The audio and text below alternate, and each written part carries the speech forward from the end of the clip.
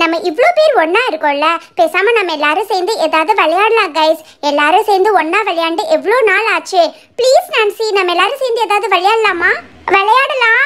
ஆனா இங்க இவ்ளோ பேர் இருக்காங்களே, இவ்ளோ பேத்துக்கு நடுவுல ஓடுனா எங்க அம்மா திட்டுவாங்க. கீதா, யாரு கீதா இது?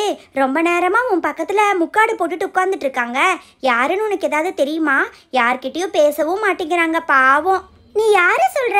அட ஆமா, ரொம்ப நேரமா யாரோ முக்காடு போட்டு உட்காந்துட்டு இருக்காங்களே. ஏமா, யாருமா நீ? யார்கிட்டயும் பேசாம உட்காந்துக்கிட்டே இருக்க? நீ மாலாவோட சொந்தக்காரியா? இதுக்கு முன்னாடி நான் உன்னை மாலா வீட்டில் பார்த்ததே இல்லையே. அது வந்து எனக்கு தமிழ் சரியாக வராதுமா, அதனால தான் நான் யார்கிட்டையும் பேசலை. நான் இங்கே ஒரு சார் இருக்கார் இல்லையா, அந்த சாரோட சொந்தக்காரை. நான் நார்த் இந்தியாமா, எனக்கு தமிழ் வராது. ஓ, மாலா வீட்டுக்காரரோட சொந்தக்காரியா? அது சரி, அவர் இங்கே தானே திருச்சியில் தானே பிறந்து வளர்ந்தாரு. நார்த் இந்தியாவில் அவருக்கு சொந்த பந்தம்லாம் இருக்குன்னே தெரியலையே. மாலா, மாலா, என்ன பண்ணிட்டு இருக்கா மாலா? உங்ககிட்ட நான் ஏற்கனவே சொல்லியிருந்தேன்ல, 10 to 11 ரொம்ப நல்ல நேரம். அந்த நல்ல நேரத்திலேயே பாலை காய்ச்சிட்டிங்கன்னா அதுக்கப்புறம் நீங்கள் இன்னைக்கு நைட்டே புது வீட்டில் குடி வந்துடலாம் மாலா. அக்கா, நான் மறந்தே போயிட்டேங்க்கா. அக்கா, பால் காய்ச்சறதை பற்றி எனக்கு எதுவும் தெரியாதுக்கா. நீங்கள் அம்மா கிட்ட கேட்டு சொல்லுங்க. அப்படியே நீங்களும் பக்கத்துலேயே இருந்தீங்கன்னா எனக்கு கொஞ்சம் ஒத்தாசையாக இருக்கும். ஆமாம் சிஸ்டர், நீங்கள் இல்லைன்னா அதுக்கப்புறம் இவன் ரொம்ப பதட்டப்பட்டு என் மேலே தான் கோவப்பட்டுக்கிட்டு இருப்பா. அதனால தயவு செஞ்சு நீங்களும் வந்துருங்க. அண்ணா, என்னண்ணா நீங்கள்? நான் வராமல் எங்கே போகிறேன்? நான் போய் அம்மாவையும் தங்கச்சியும் கூப்பிட்டு வரேன். நீங்கள் எல்லாத்தையும் எடுத்து வைங்க போங்க. பசங்களே பால் காய்ச்சறப்ப இருக்க சொல்லுமாளா.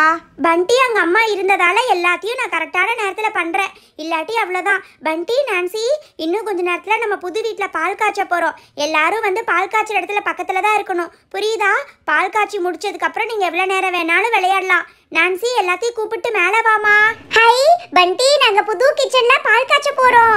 வாட்? புது கிச்சன்ல பால் காய்ச்ச போறீங்களா? அப்படின்னா என்ன?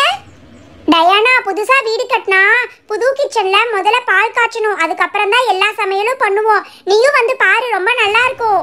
கம் ஆன் கைஸ், மீதி எல்லாமே அங்க போய் பேசிக்கலாம். டயானா, நீயும் வா, உள்ள சூப்பரா இருக்கும். ஓகே, இந்த மாதிரி அக்கேஷன்ல தான் நான் இந்த மாதிரி எல்லாம் பார்க்க முடியுது. நானும் வரேன். ரோஸ் வெயிட் பண்ணு. லில்லி, லோட்டஸ் எல்லாரும் சீக்கிரமா வாங்க. லில்லி அக்கா, என்னக்கா இது? உங்களுக்கு முன்னாடி உங்களோட தங்கச்சி போயிட்டு இருக்காங்க. நான்சி அக்கா, சீக்கிரமா வாங்க. பால் காய்ச்சி குழந்தைங்களுக்கு தான் ஃபர்ஸ்ட் கொடுப்பாங்க. கீதா, மீனா, நீங்களும் வாங்கம்மா. நல்ல நேரம் முடியறதுக்குள்ள பாலை காய்ச்சிட்டு அதுக்கப்புறமா எல்லாரும் உட்காந்துக்கலாம். அண்ணா, இல்லைண்ணே, வீட்டுக்குள்ளே நிறைய பேர் வந்தா ரொம்ப கஜன்னு இருக்கும். நீங்கள் போய் பாலை காய்ச்சிட்டு வாங்கண்ணே. சரிம்மா, அப்படின்னா நீங்க உட்காந்து பேசிட்டே இருங்க. நாங்க ஒரு 5 நிமிஷத்துல பாலை காய்ச்சிட்டு வந்துடுறோம். யார் அது? பார்த்த மாதிரியே இல்லையே, ரொம்ப நேரமா உட்காந்துட்டு இருக்காங்க. ஏங்க, யாரு நீங்க? நீங்க மாலாவோட சொந்தக்காரங்களா? இதுக்கு முன்னாடி நான் உங்களை பார்த்ததே இல்லையே. ஆமாம் சார், நான் மாலாவோட சொந்தக்காரி தான். நான் நார்த் இந்தியா, எனக்கு சரியா தமிழ் வராது. நான் இப்போ தான் வந்தேன்.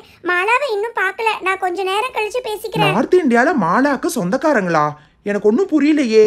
ஏங்க, அங்க என்னங்க பண்ணிட்டு இருக்கீங்க? எல்லாத்தையும் உள்ள கூப்பிட்டு வர சொன்னா அங்க நின்று பேசிட்டு இருக்கீங்களே. சீக்கிரமா எல்லாத்தையும் கூப்பிட்டு வாங்க.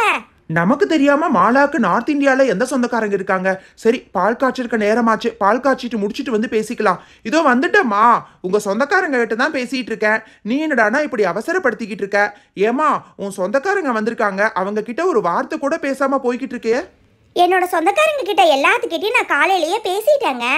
இல்லம்மா, இவங்க ஏதோ நார்த் இந்தியால இருந்து இப்பதான் வந்திருக்காங்களாம். உங்ககிட்ட இன்னும் பேசவே இல்லைங்கிறாங்க. நீ என்னடானா இப்படி பால் காய்ச்சலுக்கு என்ன அவசரப்படுத்திட்டு இருக்க?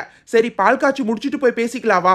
நார்த் இந்தியால எனக்கு ஏது சொந்தம்? வாவ் ஆண்டி, உங்க புதுசா செட் பண்ணிக்கிற மாடுலர் கிச்சன் ரொம்ப சூப்பரா இருக்கு ஆண்டி. ரொம்ப பெருசா இருக்கு. ஆமாமா, நம்ம கிச்சன் உண்மையாவே ரொம்ப சூப்பரா இருக்குமா. என்ன மாலா இது? இன்னும் 5 நிமிஷத்துல பால் காய்ச்சணுங்கிற, கிச்சன் சுத்தமா செட் பண்ணவே இல்லையேமா. என்னங்க, நீங்க பேசுறத பார்த்தா நான் ஏதோ சும்மா இருக்க மாதிரி பேசுறீங்க. காலையில 2 மணிக்கு எந்திரிச்சது, இன்னும் 1 நிமிஷம் கூட ரெஸ்ட் எடுக்கல தெரியுமா? அங்கிள், பாவம் அங்கிள். ஆண்டி, நீங்க ஏன் ஆண்டியை திட்டுறீங்க? ஆண்டி, உங்களுக்கு ஏதாவது வேலை இருந்தா போய் பாருங்க. நாங்க ஒரு 10 நிமிஷத்துல இந்த கிச்சனை ஃபுல்லா சூப்பரா செட் பண்ணிடுவோம் ஆண்டி. நீ சொல்றதும் சரிதான் பண்டி. நான் ஒருத்தையே தனியா செட் பண்ணா 1/2 மணி நேரத்துக்கு மேல ஆகும். இருங்க, நான் போய் எல்லா பாத்திரத்தையும் எடுத்துட்டு வந்துடுறேன். ஏங்க, நீங்க போய் சாமி போட்டோ மட்டும் ஒன்று எடுத்துட்டு வாங்க. மாலாக்கா ஒரு போட்டோ வேணும்னு கேட்டாங்க. என்ன இவ இப்படி கடைசி நிமிஷத்துல போட்டோ வேணும்னு கேட்டா நான் எங்க போறது? நான்சி, பாவம் நான்சி, உங்க அம்மா காலையில இருந்து எல்லா வேலையும் பண்ணிட்டு இருக்காங்க. ஆண்டி, நீங்க பாத்திரம் எல்லாம் கீழே வச்சிருங்க ஆண்டி. நாங்க எல்லாத்தையும் எடுத்து சூப்பரா செட் பண்ணிடுவோம் ஆண்டி. பண்டி அண்ணா, என்னன்னா இது? கிச்சனுக்கு தேவையான எல்லா பாத்திரமும் கொண்டு வந்து வைக்கிறாங்க. இது எல்லாத்தையும் நம்ம எப்படின்னா செட் பண்ண முடியும்? அதுலயும் 10 நிமிஷத்துல பால் காய்ச்சணும்னு சொல்றாங்கண்ணா. அதெல்லாம் ஒன்றும் பிரச்சனை இல்லை ஆண்டி, நீங்க எல்லாத்தையும் வச்சுட்டு போங்க. என்ன பண்ணணும்னு நான் சொல்றேன். நான்சி, லில்லி, லோட்டஸ், ரோஸ்னு இவ்வளோ பேர் இருக்கோம்ல. பண்டி இன்னும் 5 நிமிஷத்துல கிச்சனை செட் பண்ணிருப்பா, இல்லாட்டி அங்கிள் வந்தாருன்னா என்னதான் திட்டுவாரு. டே சிண்டு, அந்த குக்கர் மாதிரி இருக்கல்ல, அதை எடுத்து மேல் ஷெல்ஃப்ல வை. ஏ டயானா, நீ கூட இந்த மாதிரி உங்க அம்மாக்கெல்லாம் ஹெல்ப் பண்ணுவியா? எஸ் பண்டி, எங்க மாம் எப்பவுமே சொல்லுவாங்க நம்மள மாதிரி கிட்ஸ் வந்து பெரியவங்களுக்கு ஹெல்ப் பண்ணணும்னு. நான் கூட எங்க மாம்க்கு கிச்சன் க்ளீன் பண்றதுக்கெல்லாம் ஹெல்ப் பண்ணுவேன் தெரியுமா, உங்கள மாதிரியே. அப்படிதான் இருக்கணும், பெரியவங்களுக்கெல்லாம் சின்ன பசங்க ஹெல்ப் பண்ணும். டே சிண்டு, அந்த குட்டி குட்டி பாத்திரம் எல்லாம் எடுத்து கீழே வை. நான்சி, அந்த அடுப்பு எங்க? அதை எடுத்து இங்க சென்டர்ல வை. ஆனா கிச்சன் ரொம்ப கிளீனா இருக்கு நான்சி, நீ தான் டெய்லி இதை கிளீன் பண்ணி புதுசு மாதிரி வச்சுக்கணும். என்ன பண்டி விளையாடுறியா? இவ்வளோ பெரிய கிச்சனை என்னால் எப்படி க்ளீன் பண்ண முடியும்? நான் எங்கள் அம்மாக்கே கொஞ்சம் ஹெல்ப் வேணா பண்ணுவேன், க்ளீன் எல்லாம் பண்ண மாட்டேன். சரி, குடத்தை இந்த பக்கம் வச்சாச்சு, அதுக்கப்புறம் பால் காய்ச்சுற பாத்திரம் இதுதானே. வாவ் கிட்ஸ், பரவாயில்லையே, 5 நிமிஷத்துல மொத்த கிச்சனையும் சூப்பரா செட் பண்ணிட்டீங்க. நானும் ஆண்டி சொன்ன மாதிரி ஒரு சாமி போட்டோ ஒன்று எடுத்துட்டு வந்துட்டேன். இங்க பாத்தீங்களா, கணபதியோட போட்டோ தான் எடுத்துட்டு வந்திருக்கேன். இதை எந்த செவுத்துல மாட்டலாம்? இந்த செவுரு காலியா தான் இருக்கு. இதை வேற மாலா கிட்ட கேட்காம மாட்டா திட்டுவாளே. அங்கிள், ஆண்டி சொன்னாங்க அடுப்புக்கு மேலதான் மாட்டணும்னு சொன்னாங்க, அங்கேயே மாட்டிருங்க அங்கிள். வாவ் பண்டி, அதை கூட ஆண்டி கிட்ட கேட்டு வச்சிட்டியா? அதுவும் நல்லதா போச்சு. அடுப்புக்கு மேல மாட்டிட்டா கரெக்டா தான் சொல்லியிருக்கா. ஈஸ்ட் ஃபேஸிங்ல தானே சாமி போட்டோ மாட்டணும். அட பரவாயில்லையே, 10 நிமிஷத்துல மொத்த கிச்சனையும் செட் பண்ணிட்டீங்களா? சாமி போட்டோ கூட மாட்டிட்டீங்க, பார்க்கறக்கே ரொம்ப மங்களகரமா இருக்கு.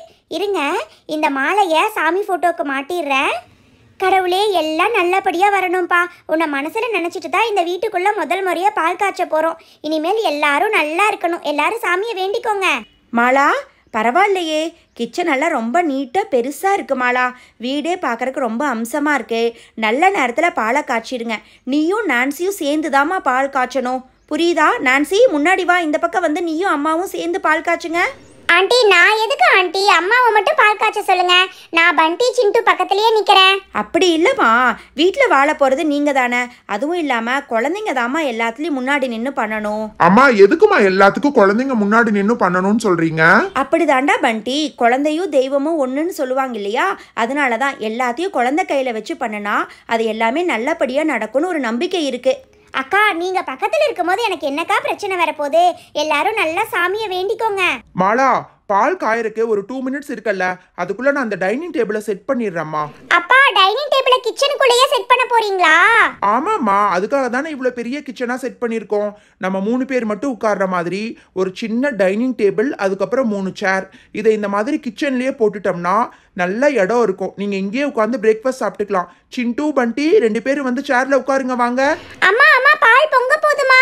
இங்க பாருங்க, பால் பொங்கி அடுப்புல போயிருச்சு கொஞ்சம். ஒன்றும் பிரச்சனை இல்லை மாலா, அந்த பாலை எடுத்து முதல்ல சர்க்கரையை போட்டு பசங்களுக்கு கொடுத்துருமா. பசங்க தான் முதல்ல குடிக்கணும், அதுக்கப்புறமா பெரியவங்களுக்கு கொடு. ஆண்டி, இன்னைக்கு ஃபங்க்ஷன்ல நாங்க நிறைய பேர் இருக்கோம் ஆண்டி. நான், சிண்டு, ரோஸ், நான்சி, அதுக்கப்புறமா Lily, Lotus, Pushpa, Red Velvet, அதுக்கப்புறமா டயானா, இன்னும் கூட கொஞ்சம் பேர் வெளியில இருக்காங்க ஆண்டி. அவங்க பேரெல்லாம் தெரியல, உங்க சொந்தக்கார குழந்தைங்க தான். ஐயோ ஆண்டி, அவ்வளவு பேத்துக்கிட்ட பாலே பத்தாதுன்னு நினைக்கிறேன். எல்லாத்துக்கும் 10 பண்டி, இன்னும் நிறைய பால் இருக்கு. முதல்ல நீங்க குடிங்க, அதுக்கப்புறமா நான் மற்றவங்களுக்கு ஊற்றி கொடுக்குறேன். அக்கா, நீங்களும் குடிங்கக்கா. எனக்கு என்னம்மா அவசரம்? நீ முதல்ல குழந்தைங்களுக்கெல்லாம் கொடு. வெளியில் கொஞ்சம் பேர் வந்திருக்காங்களாம், நான் போய் அவங்க கிட்ட பேசிக்கிட்டு இருக்கேன். நீ எல்லாத்துக்கும் பாலை ஊற்றி கொடுத்துட்டு வா. அது ஏதோ நார்த் இந்தியாவிலேருந்து என்னோட சொந்தக்காரங்க வந்திருக்காங்கன்னு சொன்னீங்களே, நான் போய் அவங்க கிட்ட பார்த்து பேசிட்டு இருக்கேங்க. நீங்கள் பசங்கள்லாம் குடிச்சதுக்கப்புறம் கப்பை எடுத்து வச்சுட்டு வாங்க. அங்கிள், நீங்க போங்க அங்கிள், நாங்க குடிச்சிட்டு கப்பெல்லாம் கழுவி வச்சிருவோம் அங்கிள். காலையில டிஃபன் கூட சரியாவே சாப்பிடல பண்டி, நல்லா பசிக்குது. ஆனா நீங்க எல்லாரும் இருக்கிறதால ரொம்ப ஜாலியா இருக்கு, விளையாண்டுட்டே இருக்கணும் போல இருக்கு. அப்பா, இந்த பால் கூட ரொம்ப டேஸ்டா தெரியுது. ஏய் டயானா, இந்தா, எங்க வீட்ல நான் சொன்னேன்ல பால் காய்ச்சிருக்காங்க, இத குடிச்சு பாரு, நல்ல டேஸ்டா இருக்கும். வாவ், எக்ஸ்ட்ரா சுகர் ஆட் பண்ணிருக்கீங்க, உண்மையாவே ரொம்ப டேஸ்டா இருக்கு. லோட்டஸ், இந்தா லோட்டஸ், நீயும் ஒரு கப் எடுத்து குடி. சரி வாங்கப்பா, இப்பவாது எல்லாரும் போய் வெளியில ஜாலியா விளையாடலாம்.